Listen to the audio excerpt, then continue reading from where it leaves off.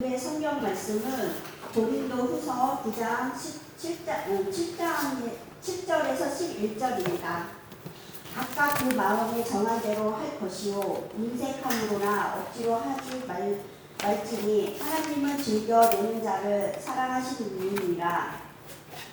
하나님이 능히 모든 은혜를 너희에게 넘치게 하시나니 이는 너희로 모든 일에 항상 모든 것이 넉넉하여 모든 착한 일을 넘치게 하게 하려 하십니다. 기록된 바 그가 흩어 가난한 자들에게 주었으니 그의 의가 영원토록 있느니라. 함과 같으니라. 심는 자에게 씨와 먹을 양식을 주시는 이가 너희 심을 것을 주사 풍성하게 하시고 너희 의 열매를 더하게 하시니 너희가 모든 일에 넉넉하여 너그럽게 연보를 함은 그들이 우리로 말미암아 하나님께 감사하게 하는 것이니라. 아멘. 잘 읽어주셔서 감사드립니다. 늘 또 병원 근무가 주일 껴서 이렇게 근무하시다가 오시는 주일에 또 성경 봉독도 감당해 주셔서 감사합니다. 오늘 말씀 제목은 이제 본문 말씀 속에 있는 표현인데 즐겨내는 자를 사랑하신다라는 제목으로 같이 하나님 말씀 맥주감사주일에 나누고자 합니다. 예배에 오신 분들마다 오늘도 주의 은혜가 풍성하게 임하시고 한 주간도 넉넉하게 믿음 생활에서 승리하실 수 있기를 간절히 축복합니다. 해마다 송구영신 예배와 그 다음에 1월 첫 주일 예배 지나고 7월 첫 주일을 맞이하기까지는 그 지나가는 속도가 고속도로에서 달리는 자동차 속도 같아요. 굉장히 이렇게 참 빠르고 정말 올해도 이렇게 전반기가 휙 지나간 것 같다 하는 생각을 가져봅니다.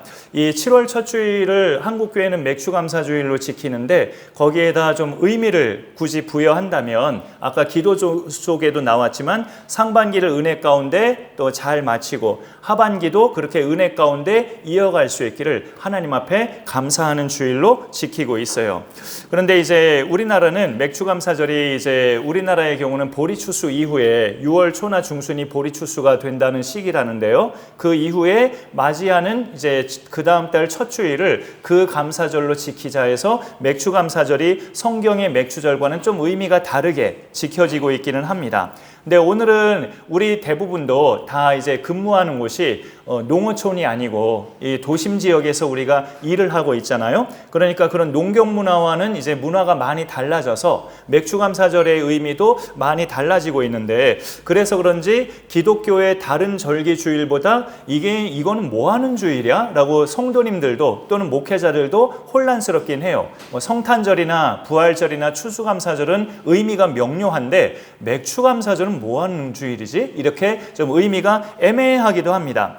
성경에서는 감사라는 말이 들어가 있진 않고요. 맥추절이라고 표현되어 있는데 구약의 이스라엘 자손의 3대 절기 중에 두 번째 절기죠. 근데 구약 성경에서는 맥추절의 의미는 첫 열매를 드리는 절기예요. 여기 현수막에도 출애굽기 23장 그 16절 말씀이 기록되어 있죠. 맥추절을 지키라. 이는 네가 수고하여 밭에 뿌린 것의 첫 열매를 거둠이니라. 라고 첫 열매를 거둔 것의 의미로 감사의 절기를 지키는 것이 맥추절이었어요.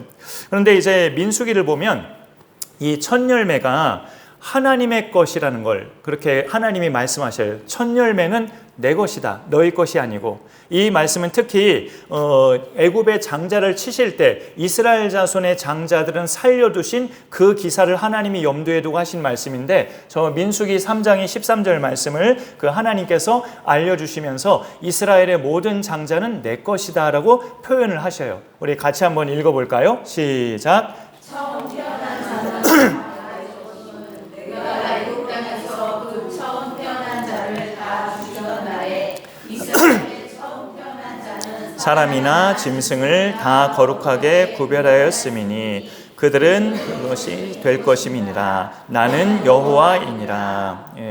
구약시대에 하나님의 백성인 이스라엘이 애굽 땅을 탈출하던 밤에 출애굽하던 그날 밤에 그 땅에 하나님이 애굽 땅에는 심판을 내리셨어요. 무슨 심판이냐? 그 재앙 중에 이제 마지막 재앙인데 애굽 집안의 모든 마다들 장자와 짐승의 첫 것을 다 치시는 굉장히 슬픈 비극적인 재앙이죠. 그런 심판이 임했는데 이스라엘 자손이 살고 있는 집들은 그 심판이 임하지 않았어요. 하나님이 사전 조치하도록 말씀하셨기 때문에 이날에 재앙이 임할 것인데 너희는 미리 머릿수대로 어린 양을 잡아다가 너희 모든 집안의 문인방 문설주에 그 양의 피를 발라라. 그러면 그 양의 피가 발려진 집들은 장자와 짐승의 첫 것을 치지 않겠다. 하나님이 그런 조치를 취하셔서 이스라엘 자손이 다 그 조치를 취한 덕분에 이스라엘 자손의 집들은 심판에서 면하게 됐습니다. 그 후로 하나님은 이스라엘의 모든 장자들, 나의 은총으로 살아난 모든 이스라엘 집안의 장자들은 다 내 것이다, 이렇게 선포하십니다. 아울러 이 지금 읽어본 민수기나 출애굽기, 레위기 이런 모세 율법에 기록된 말씀을 모세와 이스라엘 자손이 받은 그 시기는 광야 생활할 때죠. 사막에서 받았기 때문에 농사 짓던 시기가 아니었고 이제 세월이 흘러서 가나안 땅에 들어가서 농사를 짓기 시작했을 때, 그리고 나서 열매를 거두면 그 첫 열매를 하나님께 드리라고 하나님이 미리 말씀하셔요. 그러면 이제 그 시절에는 그랬다 치고 오늘을 사는 우리에게는 하나님께 드려야 되는 첫 열매가 뭐가 해당이 되는가 했을 때 그것을 우리가 생각해 보는 것도 필요합니다. 농사 짓는 사람은 제일 처음 거둔 열매가 해당할 수 있고요. 과수원을 하는 사람은 제일 먼저 딴 과일, 그게 해당할 수 있고요. 직장인이나 사업장을 운영하는 사람은 수입의 처음 것, 그것이 첫 열매로 해당할 수 있어요. 하지만 또 첫 열매는 물질적인 것만 해당하는 건 아니에요. 이런 것은 일종의 비유이기는 한데 새벽기도는 그날 하루의 첫 열매 시간이에요. 그리고 오늘 주일, 이렇게 세상의 기준에서는 주일날 일요일이 제일 마지막 요일인데 또 기독교 문화권에서는 늘 일요일이 먼저잖아요. 썬데이, 먼데이 하면서. 그렇게 사실은 주일이 일주일의 첫날이죠. 그러니까 이 날에 교회에 오셔서 예배드리고 교회를 섬기는 것도 일주일의 첫 열매를 하나님 앞에 또 시간적으로 드리는 겁니다. 그리고 이거는 이제 불편한 사실이 혹시 될 수 있을지 모르겠는데 내 수입에 있어서 첫 열매는 성경적으로 볼 때 11조예요. 내 수입의 첫 열매는 11조가 첫 열매로 성경을 읽어보면 우리가 알 수 있어요. 요즘은 유튜브에 그 짧은 영상도 하도 이제 많이 생겨서 이런 주제도 이제 영상으로 어렵지 않게 접하게 돼요. 현대 교회가 무너지고 있는 이유, 이런 제목들의 영상도 많이 올려져요. 전에는 그런 주제가 주로 이제 세미나에 가서나 아니면 어떤 글을 통해서나 이렇게 많이 접할 수 있는 주제였는데 이제는 영상으로도 많은 사람들이 올리니까 휴대폰 영상으로도 그런 주제를 쉽게 접하게 돼요. 근데 거기에 담긴 주 원인은 항상 이게 들어가 있어요. 현대교회가 왜 무너지고 있는가? 제일 주 원인은 강단에서 말씀 전하는 목회자가 하나님 말씀을 안 전하고 사람의 귀를 즐겁게 하는 이야기를 전하기 때문에 그게 주 이유로 나와 있어요. 강단에서 말씀 전하는 목회자가 하나님 말씀을 전해야 되는데 사람의 귀를 즐겁게 하는 이야기만 전하니 교회는 무너질 수밖에 없다. 이런 진단을 하고 있어요. 예를 들면 예수 믿는 사람은 반드시 고난을 겪게 되고 세상에서 사는 동안에 고난과 시련이 있다는 것을 성경은 분명하게 말씀하고 있는데 그런 이야기는 쑥 들어가 버리고 이 땅에서 사는 동안에 복 받는 것에만 말씀이 초점이 맞춰지고 있다는 거죠. 사람의 귀만 즐겁게 하는 말씀이다 이거죠. 그런데 흥미로운 것은, 참 흥미진진한 것은 뭐냐면 이 11조에 대해서는 이거를 말씀으로 전하는 게 하나님의 뜻이다 라는 의견도 있고요. 아니다, 그런 거를 설교 시간에 말하는 건 하나님 뜻이 아니다 라고 이야기하는 그쪽의 의견도 있어요. 의견이 이렇게 양자로 나뉘어져 있어요. 헌금에 대해서는. 사실 11조 자체보다 그거를 전하는 사람이 어떤 의도를 가지고 전하느냐가 문제죠. 어떤 의도를 가지고 전하느냐. 내가 섬기는 교회 지체들이 이 세상에서 사는 동안에도 하나님 말씀에 잘 따르시고 무엇보다도 하나님께 받은 은혜들을 잊지 않고 살아가게끔, 내가 받은 은혜들을 잊지 않고 살아가게끔 그 성도들의 영혼을 위해서 11조나 헌금에 대한 이야기를 했다면, 그런 의도로 말씀을 전했다면 불순한 의도는 아니죠. 그거는. 그런데 이런 이야기가 참 많아요. 사실 주로 작은 교회에 해당하는 이야기인데 성도들이 한동안 잘 나오다가 목사가 헌금 설교하면 그 다음 주부터는 이제 안 나온다. 실제로 그런 결과를 말하는 목사님들도 많았어요. 그렇게 안 나오더라 진짜로 이러면서.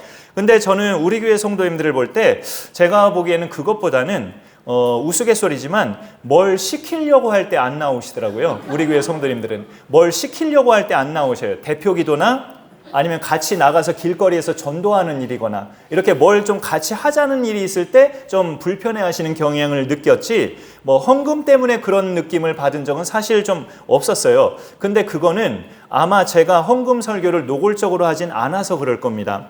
사실 또 그렇게 설교해 버리면 은혜가 떨어져 버리죠. 그러면서도 목회자로서는 늘 고민이 되는 부분이, 우리 믿는 자들의 신앙생활 중에 분명히 한 영역이 헌금 생활인데 이거를 목회자가 성도들이 부담스러워할까 봐 아예 무시해버리고 평생 목회하는 동안 한 번도 설교를 안 한다면 이거는 또 주님이 보실 때는 직무유기 같아요. 왜냐하면 예수님도 그 말씀을 전하시다가 이런 말씀을 하셨거든요. 그 다음 거 보실까요? 짧은 말씀인데, 자 시작. 네 보물이 있는 그곳에는 네 마음도 있느니라. 여기서 예수님 말씀하시는 보물은 재물이에요. 재물. 우리가 갖고 있는 물질. 근데 여기 지금 마태복음 6장 21절이죠. 요 앞절에서 예수님이 뭔 말씀을 하시냐면, 너희를 위하여 보물을 하늘에 쌓아두라. 땅에 쌓아두지 말고 하늘에 쌓아두라. 그래야 녹슬지 않고 도둑이 도적질도 못한다. 보물을 하늘에 쌓아두래요. 근데 여기 말씀해 보니까 네 보물이 있는 곳에는 네 마음도 있대요. 그럼 내 보물을 하늘에 쌓아두면 내 마음은 하늘에 가 있는 거죠. 하나님께로 향하는 거예요, 내 마음은. 근데 내 보물을 땅에다만 쌓아두면 내 마음도 땅에만 가 있는 거예요. 그러면은 그 땅에 있는 물질로 늘 근심 걱정하면서 살아요. 물질이 적을 때는 적어서 근심하고, 물질이 많으면 좋아서 기뻐하고, 늘 그거를 반복하면서 살게 돼요. 땅에다만 보물을 쌓아두면. 그러니까 그런 거에서 해방되려면 보물을 하늘에 쌓아두라는 이야기죠. 그것은 이제 물질을 어떻게 사용해야 되냐 그 이야기인데, 어쨌든 일단 그 부분은 넘어가 보고요. 그렇게 우리가 보물을 하늘에 쌓아두는 하려면 마음의 어떤 결단이 필요한데요. 그 결단이 뭐냐면 하나님께 드리는 것에 인색하지 않아야 된다는 결단이에요. 이 결단이 있어야 보물을 하늘에 쌓아둘 수가 있어요. 성경을 보면 헌금에 대한 지침도 분명히 말씀하고 있는데, 목회자가 돼가지고 이건 성도들이 불편해, 자칫하면 교회 떠날 수도 있어, 이런 생각 때문에 평생 목회하는 동안 단 한 번도 헌금에 대한 말씀을 전하지 않는다면 예수님이 그 목사를 보시고 잘하였도다 착하고 충성된 종아, 이렇게 말할 수 있을까? 그런 말을 들을 수 있을까? 라는 의구심이 들어요, 솔직히. 그래서 고민 끝에 제가 생각해 본 것은 1년에 한 번은 전해보자. 1년에 한 번은 전해보자 고민을 하면서 올해 2025년은 오늘 맥추감사주일에 한번 전해보자 생각한 겁니다. 오늘 말씀 7절에 보시면 각각 그 마음에 정한 대로 할 것이요 인색함으로나 억지로 하지 말지니 하나님은 즐겨내는 자를 사랑하시느니라, 이렇게 말씀하고 있어요. 하나님은 즐겨내는 자를 사랑한다고? 헌금 많이 하는 사람을 사랑하신다는 건가? 그 뜻이 아니고요. 말 그대로예요. 즐겨내는 사람을 사랑한다는 거예요. 액수에 상관없이. 사랑하는 사람에게 우리가 어떤 선물을 해보신 적 있지 않으세요? 그러면 받는 대상이 그 받는 순간에도 기뻐하지만 특별히 그 주는 사람이 그냥 평범하게 주는 게 아니라 뭔가 그 받을 사람에게 전혀 알리지 않고 이벤트성으로 준비할 때요. 그 사람 받을 사람이 도착하고 나서야 그 선물이 나에게 주어지는구나, 그때서야 알게 되게 비밀로 이벤트성 있게 준비할 때 그 준비하는 사람, 그 주려는 사람이 오히려 더 마음이 설레요. 이 사람이 얼마나 좋아할까? 이 사람이 얼마나 기뻐할까? 이 사람이 얼마나 놀랄까? 하면서 그걸 생각하면 주려는 사람이 더 설레요. 더 기쁘고. 헌금을 할 때 그 마음이 있어야 된다는 거죠. 하나님이 받으실 것을 생각할 때 하나님이 내가 별건 아니지만 큰 액수는 아니지만 이걸 받으실 때 내 사정 뻔히 하신 하나님께서 이걸 받으실 때 얼마나 기뻐하실까? 그런 마음으로 드릴 때 그런 사람이 하나님을 사랑하는 자요, 하나님도 그런 사람을 사랑하신다는 거예요. 성경에는 자기가 가진 것들을 기쁨으로 드린 자들이 나오기도 하는데요. 구약 성경에서 다윗과 그 모든 가문의 지도자들, 이스라엘 12지파의 지도자들이 그런 대상으로 등장합니다. 그 다윗이 아들 솔로몬 시대에 지어질 하나님의 성전을 위해서 자신들과 또 모든 고관들, 백성들에게 그 물품을 모아요. 뭐 금이나 은이나 이런 각종 예물들, 그런 것들이죠. 그런 것들을 모으면서 또 현금도 모았을 수 있겠죠. 그렇게 금은이나 가지고 있는 것들을 다 모으자, 나도 성심성의껏 하나님 앞에 드리겠다 하면서 왕을 기점으로 해서 모든 고관들, 백성들이 그렇게 아들 솔로몬 시대에 지어질 성전 금액을 위해서 각종 예물들을 다 하나님 앞에 드리는데, 거기에 보면 역대하예요. 그런 표현이 나와 있어요. 그들이 다 기쁨으로 드렸다고. 근데 그렇게 그들이 기쁨으로 드릴 수 있었던 이유가 성경 말씀에 나와요. 그 다음 절 역대상 29장 14절인데 저들이 왜 기쁨으로 드릴 수 있었는지 그 이유가 설명되어 있어요. 시작. 내 백성이 무엇이기에 저는 즐거운 마음으로 들을 힘이 있었나이까. 모든 것이 주께로 말미암아 싸우니 우리가 주의 손에서 받은 것으로 주께 드렸을 뿐이니이다. 예. 이들이, 다윗과 이 고관들이 하나님께 즐거운 마음으로 드릴 힘이 어디에서 나온 겁니까? 우리가 주님께 받은 걸 가지고 주님께 드린 것 뿐입니다 라는 믿음. 이 모든 것은 본래 주님의 것이었습니다. 그 소유권이 내가 아니라 주님이라고 하는 그 믿음, 그 믿음에서 나온 거죠. 우리가 가진 모든 것이 주님의 것이라는 믿음 속에서 이런 고백이 나왔어요. 오늘 또 고린도후서의 이 말씀, 하나님은 즐겨내는 자를 사랑하신다는 이 의미 속에는 액수가 많아야 한다는 의미가 담겨 있는 건 아니에요. 하나님은, 예수님은 과부의 2 렙돈도 기쁘게 받으셨으니까 각각 그 마음에 정한 대로 할 것이요, 그 앞에 그렇게 말씀하고 있기 때문에 액수가 많아야 한다, 그 뜻이 결코 아니에요. 그렇지만 인색함으로나 억지로는 하지 말라고 당부합니다. 인색함이 여기서 보면은 슬프게, 원어의 뜻이 슬프게, 하나님께 드리는데 슬픈 마음 가지고 또 이렇게 마지못해서 이렇게 드리지 말라는 거예요. 헌금 중에서 특히 11조는 그 부피 규모가 다 아시지만 다른 헌금에 비해서 굉장히 크죠. 내 수입의 10분의 1을 드리는 거니까. 그런데 그렇기 때문에 힘겹게 살아가는 분들에게는 이게 정말 어려운 일이에요. 쉽지 않습니다. 결단코. 그러면 반대로 넉넉하게 사는 분들은 하기 쉬울까요? 꼭 그렇지도 않아요. 보니까 11조는 믿음과 연결되어 있어요. 믿음과. 내가 지금 이렇게 살고 있는 건 전적인 하나님의 은혜다. 이런 믿음의 고백을 가진 사람이 드릴 수 있어요. 죄에서 구원받은 것부터 시작해서 내가 누리고 있는 모든 것은 다 하나님의 은혜다. 그러니 내가 믿고 의지할 대상은 물질이 아니라 물질을 제공하시는 하나님이시다. 이런 믿음을 고백하는 사람은 자기가 지금 돈 버는 것도 하나님의 은혜라고 확신하기 때문에 그런 믿음의 사람만이 11조를 드릴 수 있어요. 고민이나 갈등 없이. 오늘 말씀 8절에 보면 표현이 좀 복잡해요. 8절이 하나님이 능히 모든 은혜를 너희에게 넘치게 하시나니, 일단 여기까지만 읽어보겠습니다. 하나님이 우리에게 베푸신 은혜는 어떤 한 가지 영역에서의 은혜만이 아니라 모든 영역에서의 은혜래요. 우리의 영혼의 상태, 육신의 건강, 물질적 필요, 가정, 이런 모든 영역에서 하나님은 다 은혜를 베풀어 주셨어요. 그거를 인색하지 않게 넘치게 베푸셨다고 말씀하는 거예요.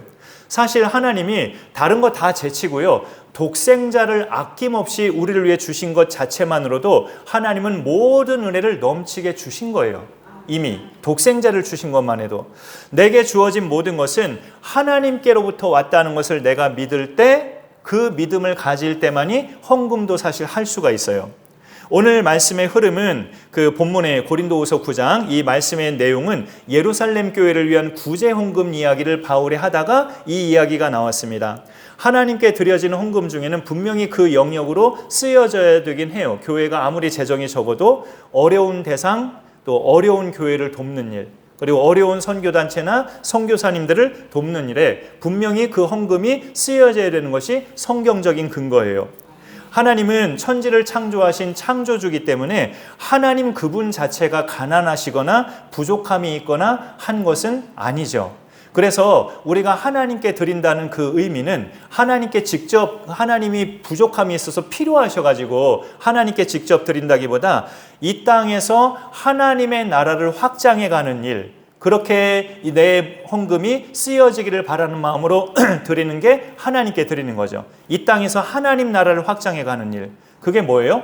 예수님 모르는 대상에게 예수님을 전하는 일이 대표적인 건데, 교회가 그 일을 대표적으로 하는 거죠. 교회가 지역 내에서 그런 교회 역할을 잘 할 수 있도록, 그리고 또 교회가 그런 바깥 일만에만 재정이 필요한 게 아니라 이 안에서도 필요하죠. 우리가 점심도 나누고 또 성도님들의 때로는 필요한 것들이 있죠. 사실 1년을 보내는 중에 그런 것들도 기본적으로 해야 할 일이기 때문에 그런 것에 잘 쓰이도록 내가 드리는 것이 곧 하나님께 드리는 거예요. 오늘 말씀 중에 9절은 그 시편을 인용한 건데 9절에 쑥 들어간 그 말씀이 있죠. 기록된 바 그가 흩어 가난한 자들에게 주었으니 그의 의가 영원토록 있느니라 함과 같으니라, 이런 말씀이 있어요.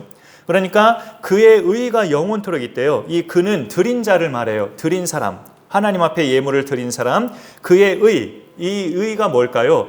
인색함으로나 억지로가 아닌 즐거운 마음으로 드린 그 상태, 즐겁게 드린 그 마음 상태, 그거를 여기서 고상하게 그의 의라고 말하는데, 당사자의 그런 행위는 하나님께서 영원히 기억하실 만큼 값진 선행이다, 이 말이죠. 그래서 8절을 다시 보시면 위로 하나님이 능히 모든 은혜를 너희에게 넘치게 하시나니 이는, 그 다음에 보시니까 너희로 모든 일에 항상 모든 것이 넉넉하여 모든 착한 일을 넘치게 하게 하려 하심이라, 이런 말씀이 있습니다. 하나님이 왜 우리한테 구원의 은혜부터 시작해서 살아가는 데 필요한 모든 은혜를 넘치게 부어주시느냐? 우리가 이 세상에서 살아갈 때 착한 일을 넘치게 하라고. 근데 이 말씀 보면 천주교 신자들이나 아니면 예수 안 믿어도 사람이 죽으면 분명히 천국과 지옥이 있다, 이런 거를 막연하게 믿는 사람들, 그리고 천주교 신자들, 그들을 보면 요 말씀 보면서 아주 자신 있게 말할 수 있어요. 봐라, 성경도 너희들은 뭐 예수 믿어야만 천국 간다고 주장하는데 성경도 분명히 모든 착한 일을 해야 된다고 하지 않느냐라고 이렇게 말할 수 있죠. 근데 여기 말씀의 문맥은 우리가 어떤 것을 갖추어야 천국 갈 수 있다는 그런 문맥이 전혀 아닙니다. 그런 문맥이 전혀 아니에요. 믿고 구원받은 사람은 어려운 교회, 어려운 지체들을 구제해야 된다는 그런 이야기 속에서 나온 말씀이에요. 그러니까 이렇게 천주교 신자들이나 일반 사람들이 여기 성경도 착한 일 해야 된다고 말씀하고 있네, 그래야 천국 간다고 하네 라고 하는데, 그래야 천국 간다고 하는 말씀 없어요. 그리고 믿고 구원받은 사람은 그렇게 선행이 자발적으로 나오게 된다는 뜻이죠. 이런 내용의 말씀을 우리가 정확하게 이해해 볼 수 있습니다. 예수님의 십자가 공로를 믿고 죄 용서를 받아서 구원받은 사람들에게 하나님께서 모든 은혜를 넘치게 너희에게 부어주셨으니 너희도 모든 착한 일에 인색하지 않고 넘치게 할 수 있기를 바란다는 당부입니다. 맥추절은 그 첫 열매를 하나님께 드리는 절기라고 아까 말씀드렸죠. 구약 성경을 보면 이 맥추절보다 조금 앞선 절기가 먼저 나오는데 6월절이에요. 6월절은 하나님께서 아까 처음에 제가 말씀드린 것처럼 이집트에서 마지막 10번째 재앙이 내리질 때 집집마다 마다들과 짐승의 첫 새끼가 다 죽었었죠. 그런데 이스라엘 자손의 집들은 문마다 양의 피를 미리 발라서 그 비극을 안 겪었는데, 하나님은 이 날을 6월절로 대대로 지키라고 명령하십니다. 하지만 지금은 기독교에서는 안 지키죠. 왜요? 진짜 어린 양이신 예수께서 십자가에서 우리 죄 문제를 단번에 해결하셨기 때문에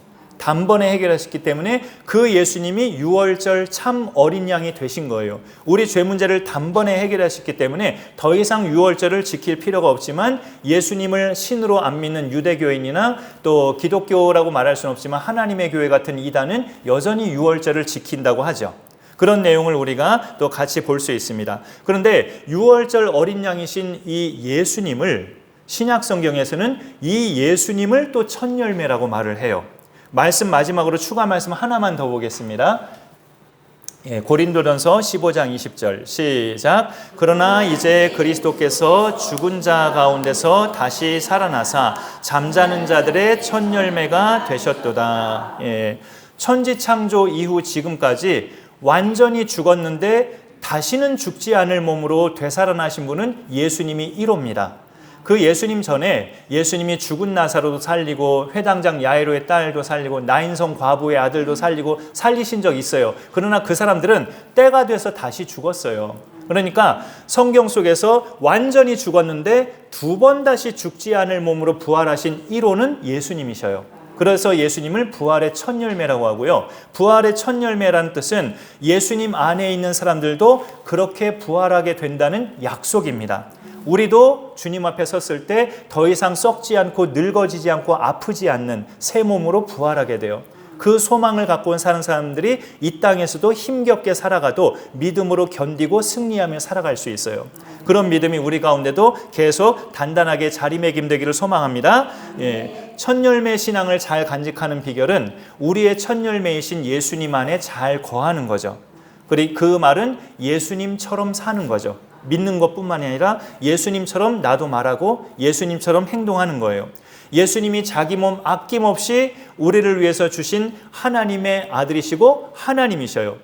우리가 예수님을 닮아 첫 열매를 하나님께 드리는 것은 내 모든 것을 쓸 거를 다 떼고 나서 남는 거 드리는 게 아니에요. 사실은 부모님 드릴 용돈, 자식에게 줄 거, 또 한 달 생활비, 공과금, 취미 생활비 그런 거 다 떼고 나서 남는 걸로 드리는 게 아닙니다. 하나님을 위해서 제일 먼저 떼어놓는 게 첫 열매예요. 내가 하나님을 사랑하고 공경한다는 증명하는 좋은 방법이 그런 신앙생활을 살아가는 겁니다. 우리에게 그 첫 열매의 신앙이 잘 회복되고 단단해질 수 있기를 소망합니다. 하나님은 자기의 첫 열매이신 예수님을 우리를 위해서 아낌없이 주신 분이세요. 아울러 우리가 세상에서 사는 동안에도 필요한 것들을 넘치도록 제공해 주신 분이십니다.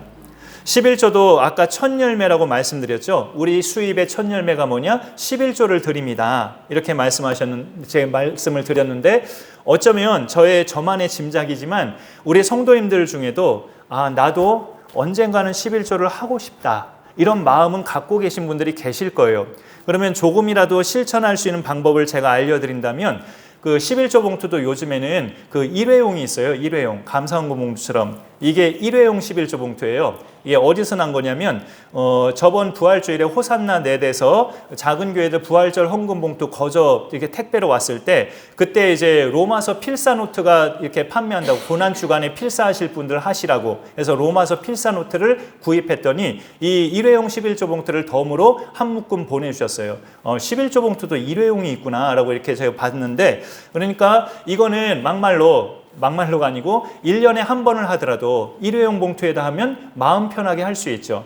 기존의 11조 봉투는 매 칸이 다 있어가지고 월마다 주마다 칸이 다 있잖아요. 그건 처음 하는 사람은 부담스럽잖아요. 도장이 딱 한 번만 찍혀 있다는 거 부담스럽잖아요. 솔직히 보는 게. 그럼 이런 걸로 하면 되는 거죠. 내가 마음을 정해서 1년에 한 번이라도 도전해 보신다면 내 믿음이 더 단단해지는 비결이 될 수 있습니다. 저는 이렇게 우리가 이 땅에서 사는 동안에 복 받으면서 우리가 잘 사는 비결이 뭘까 생각해 볼 때 이게 답이에요. 하나님께 인색하지 않은 거예요. 하나님께 내가 인색하지 않아야 내가 복 받고 잘 살 수 있어요. 제가 재작년 10월에 우리 교회가 큰 격변이 일어나고 나서 그 재작년 11월부터 작년 6월까지 제가 저한테 표현이 좀 이상하지만 교회가 저한테 사례비를 제공하지 않았어요. 제가 결정한 거죠, 그냥. 근데 목요일마다 다니는 예심 전도학교에서 중간에 1시간 정도 조별 모임을 하는데 어떤 목사님이 조원 중에 어떤 목사님이 이런 말을 하시더라고요. 교회와 목사가 복을 받으려면 둘 다 복을 받으려면 서로 쌍방이 주고받아야 된다. 교회는 목사에게 아무리 재정이 없어도 몇십만 원이라도 목사에게 사례비를 제공해야 그 교회가 복을 받고 또 목사는 자기가 사례비를 받았으니까 거기에서 11조를 떼고 교회에다 다시 바쳐야 그 목사도 복을 받는다. 이런 이야기를 어느 목사님이 하셨어요. 너무 가슴에 와닿더라고요. 그러니까 내가 나에게 사례비를 제공 안 하면 제가 하나님께 11조도 안 드리게 되잖아요. 그러니까 작년 11월부터 6월까지는 11조 드린 게 없어요. 제 자신이 사례비를 안 받았으니까. 그러면 교회도 목사도 복을 못 받는다는 거예요. 적은 액수라도 시행하라는 거예요. 그래서 쌍방으로. 그러면은 그런 깨달음을 갖고 작년 7월부터 이제 여러분들의 헌금과 후원 금액으로 이렇게 한 달치의 수입을 헤아려 보니까 좀 정해도 되겠다라고 판단이 돼서 작년 7월부터 100만 원씩 제가 사례비로 받고 있어요. 그래서 거기에 11조를 다시 교회에다 내고 있고, 그러니까 교회는 저한테 사례비를 제공하니까 교회가 복을 받고, 저는 거기에서 11조를 교회에다 바치니까 저도 복을 받고, 쌍방이 복 받는 비결은 서로 주고받고 해야 된다, 계속 이렇게 말을 하더라고요. 그런 부분을 이렇게 생각해 볼 때, 야, 목사인 나도 그렇게 깊게 생각을 못 해봤는데 역시 목사도 이런 모임을 해야 되는구나 라는 생각을 가져봤습니다. 우리가 나 자신에게나 가족들에게는 마음껏 쓰면서 하나님께 대해서는 혹시 아까워하거나 마지못해 하는 것은 어쩌면 복을 거부하는 모습일 수 있어요. 왜냐하면 복의 주체자가 하나님이시거든요. 내가 복을 받고 사느냐 못 받고 사느냐 결정권은 하나님께 있거든요. 그러니까 하나님께 즐겨내는 신앙생활이 내가 복받는 비결이에요. 이것이 다른 생각 없이 믿음으로 잘 받아들여지면 우리에게 복이 될 줄로 믿습니다. 믿음으로 잘 받아들여질 수 있기를 간절히 축복합니다. 예, 이 말씀 기억하면서 우리 감사해라는 찬양이 있는데 이 찬양 부르고 봉헌하도록 하겠습니다.